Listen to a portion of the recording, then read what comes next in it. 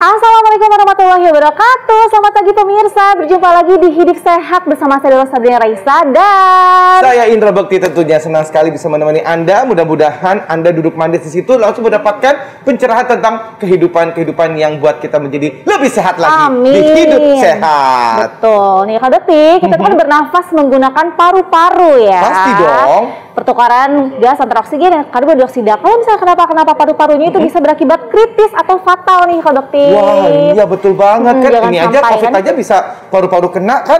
Betul. Bisa jadi parah ya kan? Betul, karena itu salah satu organ yang vital. Betul. Nah, hari ini kita akan bahasnya bersama dengan Dr. Prasetno Hadi, spesialis paru konsultan. Selamat pagi, dokter. Selamat pagi, Mbak Sasa.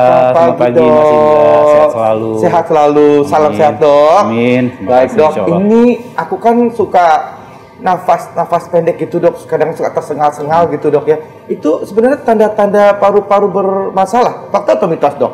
Itu fakta. Fakta ya, dok? Waduh. Hati-hati Pak Bekti itu. Aku jadi takut deh, dok.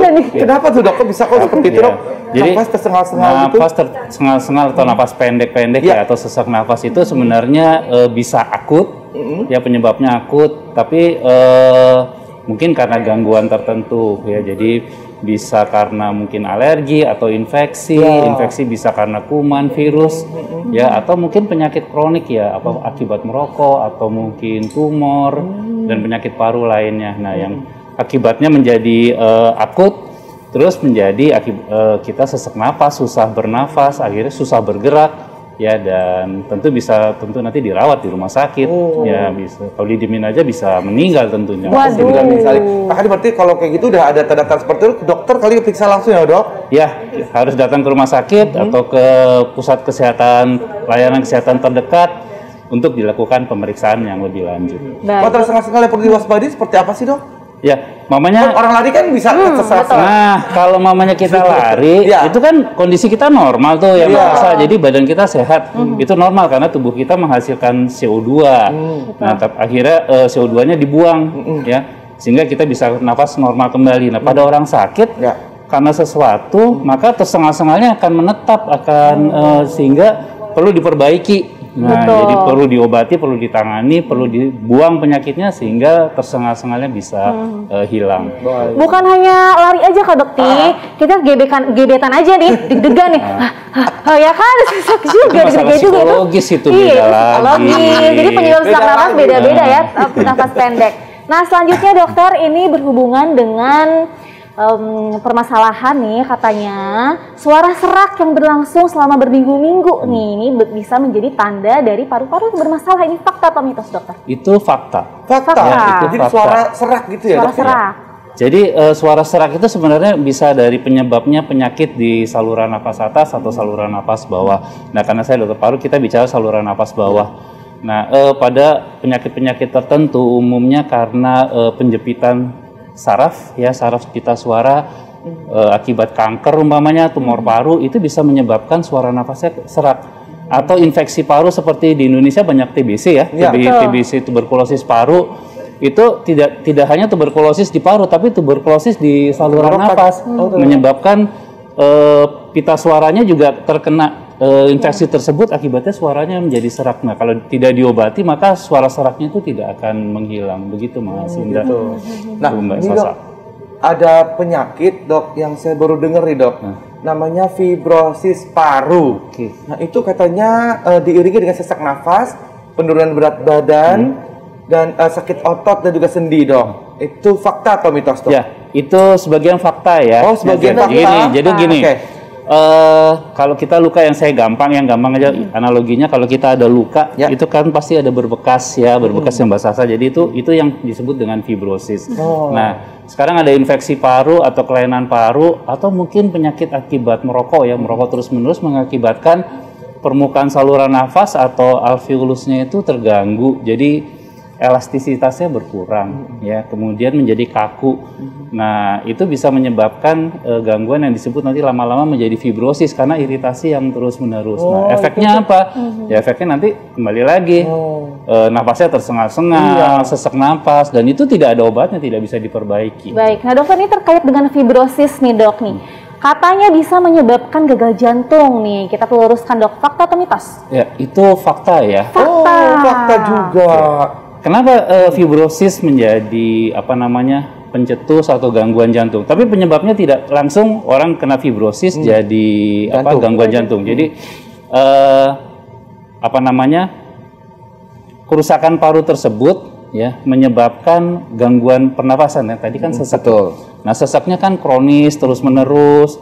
Akibatnya aliran darah atau suplai oksigen ke dalam tubuh terganggu sehingga kerja jantung menjadi berat.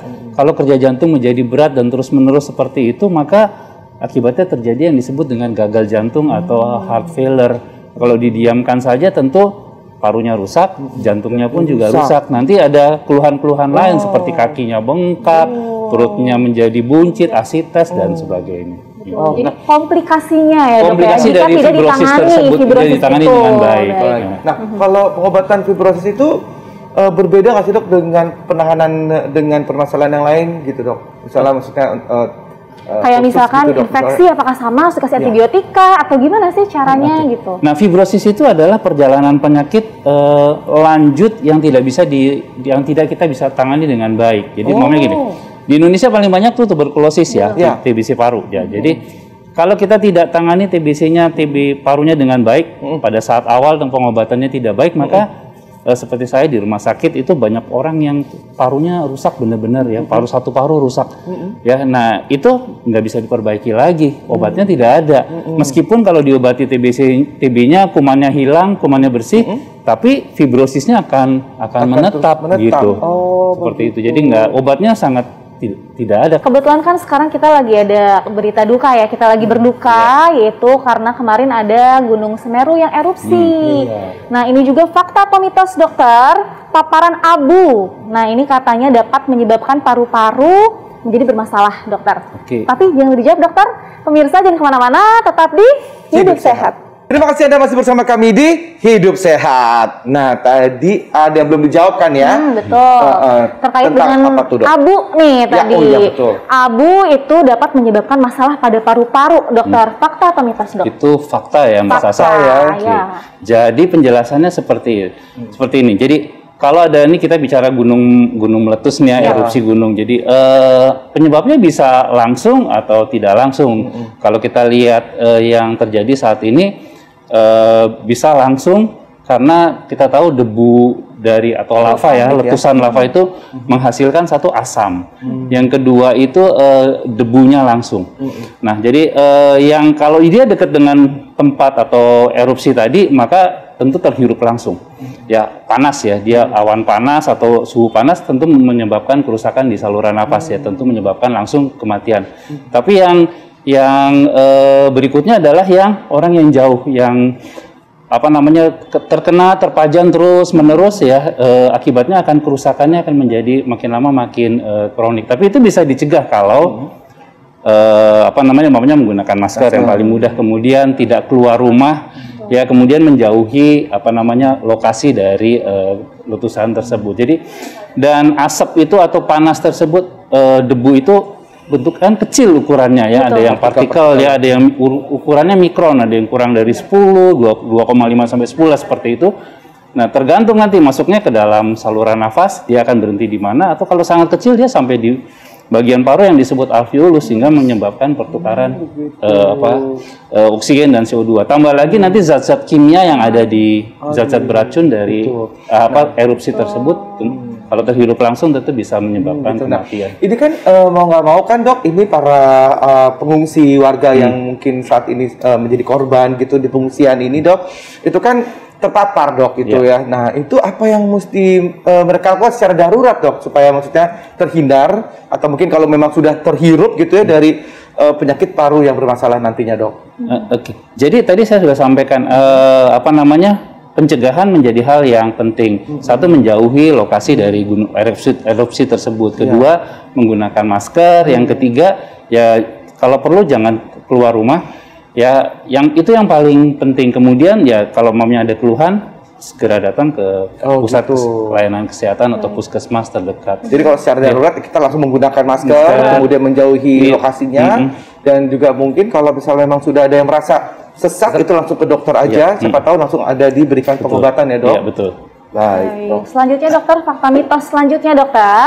Nah ini jika batuk darah ini nih akibat infeksi tuberkulosis atau TBC ya tadi yang paling banyak di Indonesia, ini penderita juga akan mengalami keringat malam, penurunan berat badan dan juga sesak nafas. Nah fakta atau mitos dokter? Itu fakta. Fakta. Ya. Nah ceritanya begini, kalau seorang dengan tuberkulosis itu sebenarnya gejalanya ada dua. Satu gejala respirasi atau kaitannya dengan pernapasan, dan kedua yang bukan dengan pernapasan. Nah yang dengan pernapasan itu contohnya batuk, sesak nafas, batuk darah. Nah, yang tidak berkaitan dengan respirasi itu tadi demam, nafsu makan menurun, berat badan menurun, keringat malam. Nah, jadi itu dua hal yang berbeda. Nah, kenapa terjadi batuk darah? Infeksi yang terus-menerus akan menyebabkan terbentuknya fibrosis tadi. Kerusakan akibatnya kerusakan di pembuluh darah. Nah, pembuluh darah mudah pecah, terjadilah batuk darah. Nah, itu bisa diatasi, tapi tergantung dari luasnya kelainan atau juga banyaknya batuk darah. Kalau batuk darahnya masif, banyak, lebih dari setengah liter, mamanya 500 cc, itu bisa mengancam jiwa. Saya ada beberapa kasus dan saya paling ingat, itu menyebabkan sumbatan di saluran nafas yang besar, bisa menyebabkan kematian. Kita nggak bisa tolong tuh, bahkan dokter bedah pun kalau sudah batuk darah, sudah beku di sini, mereka pun kadang-kadang nggak bisa tolong. Jadi batuk darah itu satu hal yang berbahaya ya, dok. gitu. Jadi jangan dianggap sepele ya. Kalau terbiasa ada batuk darah sesedikit apapun ya batuk itu harus segera konsultasi ke dokter. Ya betul sekali. Nah dok, tadi sempat mengatakan bahwa atau menyebutnya fibrosis lagi nih dok. Nah kerusakan paru-paru katanya akibat fibrosis itu tidak dapat diperbaiki. Fakta atau mitos dok? Ya, itu fakta ya. Fakta ya, dok. Ya, sama dengan seperti kita kalau ada luka di sini kan ada bekasnya ya, nggak bisa diperbaiki, mau dikasih salep apapun ya tetap berbekas kan gitu. Betul, dok. Gitu. Jadi apalagi kalau di paru kita kalau rusak maka susah sekali diobati dan tidak ada obatnya. Boleh dikatakan tidak ada obatnya. Kalaupun ada, itu mahal dan tidak efektif untuk mengobati fibrosis. Dan pastinya kalau sudah fibrosis, fungsinya juga jadi keganggu. Betul, kalau fungsi sudah parunya akan menurun. Fungsinya menurun. Gitu. Baik dok. Jadi Ini ada fakta mitos satu lagi dok. Masih semangat ya dok? Semangat selalu. Pembekakan dan nyeri yang terjadi pada salah satu kaki itu adalah tanda paru-paru bermasalah. Fakta atau mitos? Ya, itu mungkin sebagian fakta ya. Sebagian fakta. Jadi kalau saya sih pengalaman, kalau kaitannya tadi saya sudah cerita biasanya dengan gangguan fibrosis ya, atau kemudian diikuti dengan gangguan jantung yang terus-menerus, maka kemungkinan terjadi pembengkakan jantung. Aliran jantung terjadi terganggu. Ya, bisa terjadi salah satu atau kedua tungkai, ini tungkai bawah kaki itu membengkak. Kenapa? Karena aliran darah ke parunya juga terganggu, sehingga terjadi pembengkakan atau mungkin disertai dengan nyeri sendi. Gitu. Begitu. Jadi terjadinya tuh waktunya lama ya dok nggak ya. langsung Jadi sekali. Orang kaki bengkak apakah paru ya mesti dicari dulu. Ya, terus kemudian nyeri sendi, penyebabnya juga banyak, ada artritis atau apa, rematik atau dan sebagainya kan. Nah, mesti dicari dulu. Biasanya kalau menyebabkan pembengkakan di kaki atau nyeri, itu mungkin kelainan parunya sudah lama baru menimbulkan keluhan di tempat. Jadi poinnya masih bisa dicegah ya. Kalau kita ada keluhan paru itu masih bisa dicegah. Betul sekali. Nah, baiknya tipsnya boleh dok nih dok, supaya kita bisa terhindar dari paru-paru bermasalah, kemudian tahu cara penanganan seperti apa dok, monggo dok. Terima kasih Mas Indra, Mbak Sal. Jadi satu, hidup sehat penting. Jadi ada gerakan masyarakat untuk hidup sehat. Untuk yang merokok, segera berhentilah merokok. Ya, kemudian janganlah pernah memulai merokok. Kemudian untuk usia-usia seperti kita, setiap tahun mulailah untuk check up, ya, pergi ke dokter, kemudian melakukan ronsen. Untuk anak-anak mungkin biasakan makanan yang bergizi, yaitu mungkin agak sulit kaitannya dengan ekonomi rumah tangga ya seseorang. Jadi makanlah yang bergizi. Kembali lagi 4 sehat 5 sempurna. Kita suka lupa 4 sehat 5 sempurna. Jadi makanan yang bergizi, pola hidup sehat itu balik lagi ya. Iya. Mencegah lebih baik daripada mengobati. Mengobati mahal. Baik, terima kasih banyak. Mbak Sasa, sehat selalu. Nah, pemirsa, kita masih mempunyai sejumlah informasi kesehatan lainnya. Tetaplah bersama kami di Hidup Sehat.